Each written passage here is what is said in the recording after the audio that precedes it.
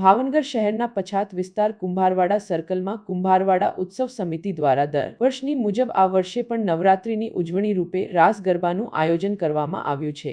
કુંભારવાડા સર્કલમાં દર વર્ષની પરંપરા મુજબ યોજાયેલા નવરાત્રિ મહોત્સવમાં આસપાસના રહેવાસી બહેનો નવરંગ દાંડિયા અને રાસ ગરબા લઈને નવરાત્રિની ઉજવણી કરતા નજરે પડે છે। જો કે કુંભારવાડા સર્કલને રંગબેરંગી આકર્ષક લાઇટિંગ સાથે સુશોભિત કરવામાં આવ્યું।